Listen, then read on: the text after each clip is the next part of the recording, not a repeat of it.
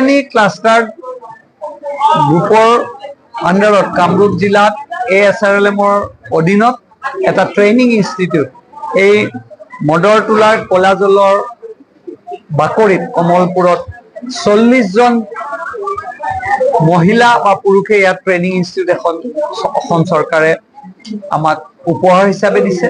প্ৰধানমন্ত্ৰীৰ 100 দিনীয়া কাৰ্যসূচীত বেটি বচাও বেটি পঢ়াও বা মহিলাক আত্মনিৰ্ভৰ হোৱাৰ ক্ষেত্ৰত যিটো প্ৰধানমন্ত্ৰীৰ লালকিল্লাৰ পৰা যিটো ভাষণ আছিল এই ভাষণ আজি বাস্তৱলৈ ৰূপায়ণ কৰাৰ ক্ষেত্ৰত আজি ডিষ্ট্ৰিক্টৰ প্ৰগ্ৰেম মেনেজাৰ আছে মোৰ লগত দাস ডাঙৰীয়া, আমি সকলোৱে মিলি এটা ট্ৰেইনিং ইনষ্টিটিউট কৰিছো য'ত থকা খোৱা আৰু ট্ৰেইনিং লোৱাৰ বিভিন্ন ৰুৰেলৰ যিবিলাক বিভাগ আছে, এগ্ৰিকালচাৰ বিভাগ, ফিচাৰী বিভাগ, ভেটেনাৰী বিভাগ, ছ'চিয়েল ৱেলফেয়াৰ বিভাগ বা বেংকিং বা এনেকুৱা ধৰণৰ যিকোনো ট্ৰেইনিং যদি তেখেতসকলে ল'ব বিচাৰে আমাৰ ব্লক প্ৰগ্ৰেম মেনেজাৰক জনাব আৰু আমি সেই ধৰণে এক্সপাৰ্ট মাতি আনি দিম আৰু ইয়াত ট্ৰেইনিঙৰ ব্যৱস্থা কৰিছে। তাৰমানে অসম চৰকাৰ আৰু কেন্দ্ৰীয় চৰকাৰে ইয়াত সহযোগ কৰিছে।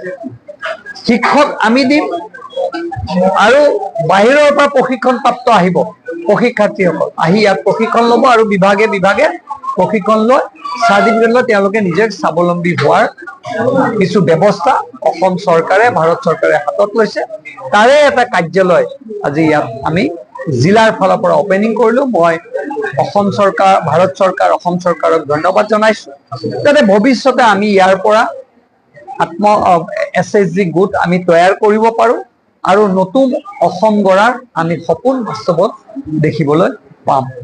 বিনামূলীয়া মানে কি এটা পইচা ল'ব, কাৰণ থকাৰ কাৰণে 500 টকা এজন ব্যক্তি আৰু খোৱা লোৱাৰ এটা ব্যৱস্থাতে মিনিমাম আৰু 2-3 দিন ট্ৰেইনিং কৰিব, ইয়াতে ট্ৰেইনিং হ'ব, ইয়াতেই থাকিব, ইয়াতেই সুবিধা, সকলোতকৈ সুবিধা যে এইটো অসম চৰকাৰৰ ট্ৰেইনিং চেণ্টাৰ আৰু ইয়াত ফেকাল্টি থাকিব।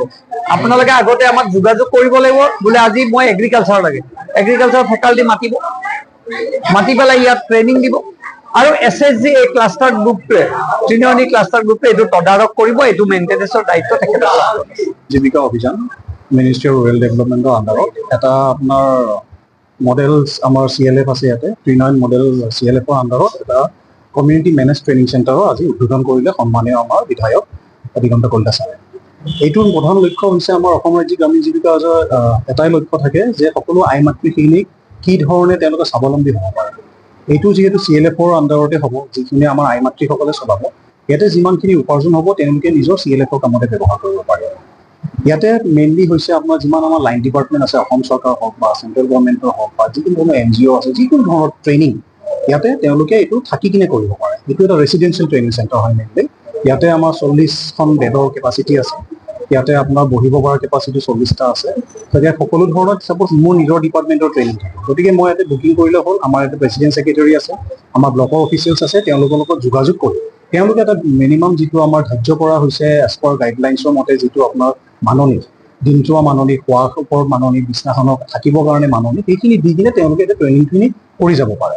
ইয়াতে যিখিনি ডিপাৰ্টমেণ্টে কৰিব বা আমাৰ যিখিনি হয়, আমাৰ ধৰি লওক RCT অলৰেডি ট্ৰেইনিং কৰিছে বা বেংকে কৰিছে বা আমাৰ কিছু ডিষ্ট্ৰিক্ট লেভেল প্ৰগ্ৰামো পাতিছোঁ, য'ত আমি নিজে ৰিচোৰ্চ পাৰ্চন যদি লাগে আমি বিভিন্ন বিভাগৰ লগত যোগাযোগ কৰি অনাই আৰু নিজৰ যদি তেওঁলোকৰ নিজৰ ৰিচোৰ্চ পাৰ্চন আছে তেওঁলোকে আনি কিনে বিভিন্ন নিজৰ ডিপাৰ্টমেণ্টৰ ট্ৰেইনিংখিনি তেওঁলোকে কৰি কিনে থাকি কিনে কৰিব পাৰে বা দিনটো হ'লেও কৰিব পাৰে। ইয়াৰ প্ৰধান লক্ষ্য হৈছে আমাৰ প্ৰধানমন্ত্ৰী ডাঙৰ 100 দিনীয়া এটা অনুষ্ঠান আছিল, তাৰ অন্তত প্ৰত্যেকখন জিলাতে এটা কমিউনিটি মেনেজ ট্ৰেইনিং চেণ্টাৰ খুলিবলৈ আমাক ইনষ্ট্ৰাকশ্যন আহিছিলে। সেই ইনষ্ট্ৰাকশ্যনৰ মতে আমি যিহেতু ডিষ্ট্ৰিক্ট অফিচৰ পৰা আমাৰ DC অফিচৰ পৰা কমলপুৰ এইটো জেগা অলপ ওচৰ হয়, গতিকে ইয়াতে সেইটো ট্ৰেইনিং চেণ্টাৰ খুলি কিনে ট্ৰেইনিংখিনি দি থকা হৈছে বা আগলৈ দি থকা হৈছে। ধন্যবাদ।